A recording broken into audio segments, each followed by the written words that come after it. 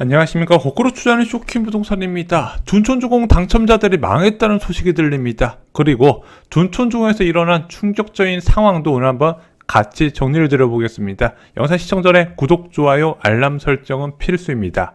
21대 국회에서 실거주 의무 폐진 법안 통과가 불발이 됐습니다. 자, 일산 부동산 대책에서 워낙 미분양 물량이 쏟아지니까 분양가 상한제 적용돼 있었던 실거주 의무 법안 의무 내용을 폐지해주고 투자 목적의 수요를 좀 유입시키려고 했거든요. 근데 그것이 21대 국회 마지막까지도 통과가 안 돼버렸습니다. 그러다 보니까 어떤 기사가 나왔다? 둔촌주공 분양자 초비 이상 물 건너간 실거주 의무 폐지, 정부 믿었던 48,000 가구 대혼동. 자, 부동산 커뮤니티에서는 둔촌주공 투기 멸망 확정, 둔촌주공 큰일 났네. 자, 그런데 이런 부동산 커뮤니티의 반응과 다르게 이 법안이 통과가 안 되면 전혀 다른 상황이 연출이 됐습니다. 자, 실거주 의무 폐기가 불가능할 것이란 전망이 확산된 11월 말, 원래 작년 여름까지만 해도요, 업계에서는 이것이 겨울에는 좀 풀릴 것으로 봤는데 생각보다 민주당이 강하게 반대하네. 자, 그러면서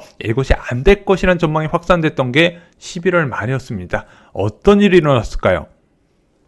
둔촌주공 입주권, 그러니까 둔촌주공 조합원들이 보유한 분양권 매물이 거래가 폭발적으로 일어나기 시작합니다. 그래서 11월 25일을 시작으로 25일, 28일, 29일 그리고 12월 1일, 8일, 11일, 12일에 연속해서 거래가 터지는데 무려 7건의 입주권 거래가 터지게 된 겁니다. 아니, 둔촌주공 같은 대형 사업장에서 7건 거래가 터진 게 많은 건가요? 네, 입주권 같은 경우는요, 초기 투자금이 최소 10억 이상이에요.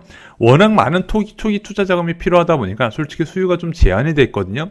그런 입주권의 거래가 동시에 11월 말 부동산 시장 침체 우려가 확산되는 상황에서 동시에 거래가 나왔다는 겁니다. 11월 올림픽파크 포레온 상황은 어땠을까요? 안 좋았어요. 굉장히 안 좋은 상황이었단 말입니다. 3분기 대비 호가가 한 1억 정도 하락했었어요. 여름까지만 해도 19억 이하로 없었는데 11월부터는 18억대까지 한 1억 이상 떨어진 매물이 많이 나왔었고, 어떤 금매까지 있었다?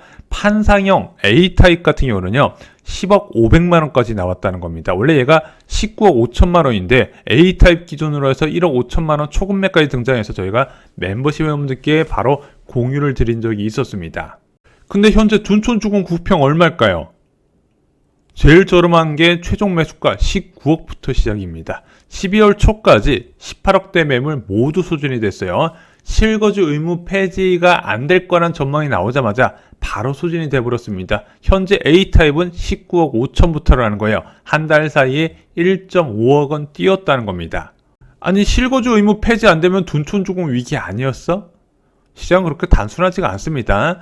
분양권 매수 대기자들, 왜냐면 분양권 같은 경우는 초기 투자금이 적잖아요. 거의 관심 가지신 분들이 되게 많으신데 실거주 의무 폐지 안 되네? 그럼 입주권 사야겠다 해서 모두 입주권으로 몰리면서 순식간에 금매가 소진이 돼버렸고요. 그런 소식이 잠실 지역에도 영향을 주면서 잠실 시세에도 영향을 미쳤습니다. 그래서 엘스나 트리지온 같은 경우는 22억 5천에서 바닥을 찍고 올라가는 계기가 된 거예요. 둔촌주공 입주권 거래량이 급증하면서 헬로시티와 격차도 줄어들었어요. 송파구 관악동의 헬로시티 12월 15일 날 전용 84제곱미터 중층 매물이 19억에 거래가 됐습니다. 자, 그런데 올림픽파크 포레온 입주권 실거래된 거 봤더니 19억이 넘어요. 물론 헬로시티도 좋은 동 좋은 층 같은 경우는요, 이제 역과 가까운 층 같은 경우는 19억 5천에서 20억까지는 봐야 되지만 거의 따라잡았다는 겁니다. 6개월 전에는요, 올림픽파크 포레온하고 헬리오시티 격차가 1억 이상 났었는데 현재는 거의 붙다시피 했어요. 자, 수요자들이 둔촌주공 상품성에 좀 주목을 하는 것 같습니다. 헬로시티 같은 경우는 여전히 신축 아파트 많죠. 2019년 아파트, 2019년에 준공이 됐으니까. 근데 헬로시티 같은 경우는 이제 전용 84제곱미터 판사형 평면도를 보면은 조금 2% 부족하다는 느낌을 받을 거예요. 이게 서울 아파트의 고질적인 특징, 발코니 확장이 제한되다 보니까 평면이 안 이뻐요. 3베이 구조인데 수납 공간이 거의 없다시피 합니다. 하지만 올림픽파크 포레온 전용 84 판상형 평면도 보면은요, 4베이 구조에 드레스룸 엄청 크게 빠졌고요. 알파룸까지 있어요. 자, 요즘은 이렇게 수납 공간과 그리고 알파룸을 선호하다 보니까 이게 비교가 될 수밖에 없는 겁니다. 그리고 요즘 최근 신축 아파트에서 가장 중요하게 보는 게 커뮤니티 시설이거든요. 또 올림픽파크 포레온 둔촌주공이 여기에 지금 투자를 많이 하고 있다고 해요. 자, 그래서 이와 관련된 소문도 나오다 보니까 야, 차라리 이쪽으로 가자고 하는 사람들이 더 늘어나는 것 같습니다. 아파트 수리비도 너무 올랐어요. 솔직히 그것이 아마 신축 쏠림에 더 영향을 주는 것 같습니다. 또한 이거 외에도 세대당 주차 대수가 헬리오시티는 1.3이 되는데 둔촌주공은 1.48대나 되고요. 엘리베이터 대수도 차이가 나요. 여러분들 25층이 넘어가는 아파트잖아요. 그러면은 한번 엘리베이터를 탈 때 굉장히 번거롭고 오래 걸립니다. 그래서 요즘 신축 아파트 같은 경우는 이제 라인당 엘리베이터를 2대씩 두는 추세예요. 그래서 이런 것까지 해서 2000년 전후에 지어진 아파트 커뮤니티 시설이나 엘리베이터 대수 등에서 좀 선호도가 많이 갈리고 있는 상황입니다. 그럼 둔촌주공 청약자들은 얼마의 시세 차익을 기대할 수 있을까요? 전용 84 타입 고층 분양가가 13억이었거든요. 뭐 중층이나 저층 같은 경우 12억대도 있었어요. 자, 지금 올림픽파크 포레온 입주권 거래가 19억에서 19억 3천까지 거래된다 말씀드렸습니다. 5억 5천에서 6억 정도의 양도 차익을 기대할 수 있는 상황이에요. 자, 그리고 요즘 부동산 커뮤니티에서 많은 놀림을 받았던 복도형 선착순 분양 당첨자들 3구 타입, 4구 타입.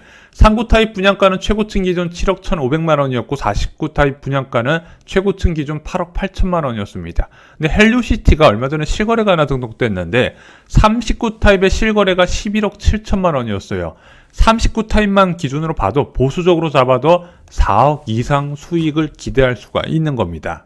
자, 8억 8천에 분양했던 49 타입도 마찬가지예요. 전용 49제곱미터 헬리오시티 제일 저렴한 매물이 13억 3천만 원입니다. 그런데 헬리오시티 이것을 기대한다면 4억 거의 5억 가까이도 기대할 수 있다는 게 업계의 설명이에요. 왜냐면은 이런 초소형 면적 같은 경우는 역과의 거리가 중요한데 헬리오시티 초소형 면적 같은 경우는 역과의 거리가 있는 동들이 많이 있어요. 하지만 둔촌주공 올림픽파크 포레온의 복도에는요, 역과 가까운 곳에 위치했더라. 박원서울시장이 그 당시에 소셜 믹스라 해서 역과에 가까운 곳에 초소형 면적을 집중 배치했기 때문입니다. 그래서 아무리 못해도 4억 이상 시세 차익을 기대할 수 있는 상황이에요.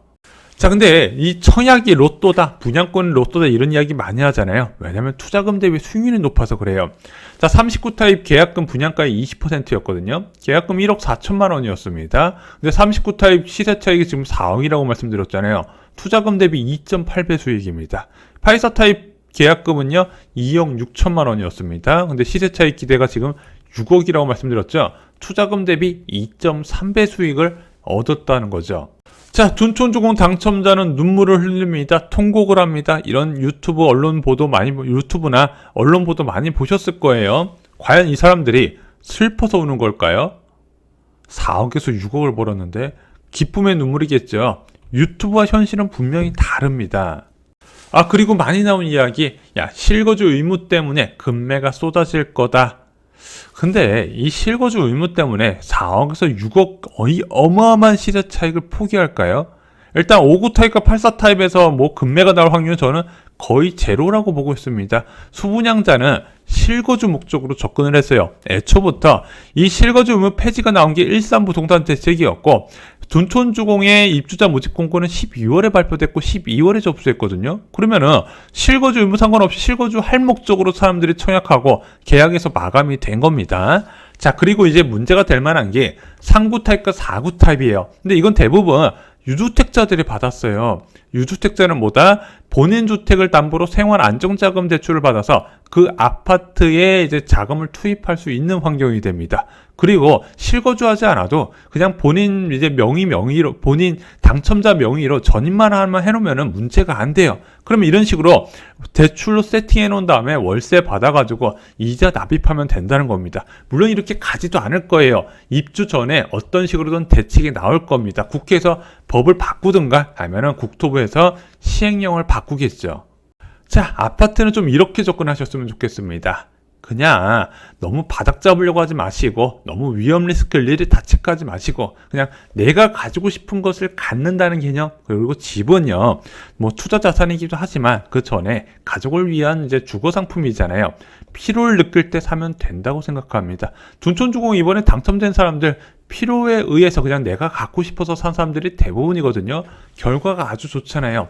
부정적인 생각을 오래 하면 아무것도 이루어지지 않는다고 생각합니다. 이 부정적인 생각이 언론이나 유튜브에 너무나 많이 퍼져 있어서 저희가 여러분들께 좀 자신감을 들어드리는 쪽으로 아니면 좀 긍정적인 생각을 전해드리는 쪽으로 영상을 많이 제작을 하고 있습니다. 가족을 위한 필요한 주택 사실 때 너무 부정적인 생각보다는 좀 긍정적으로 접근하셨으면 좋겠습니다.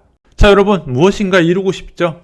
부자가 되려면 청약에 미쳐라. 서민들이 무엇인가 크게 바꾸는 방법은 청약밖에 없습니다. 그와 관련된 모든 정보, 돈 되는 정보를 다 수록해 두었습니다. 온라인 서점에서 쉽게 만나보실 수 있습니다. 이상으로 영상 마치겠습니다. 감사합니다.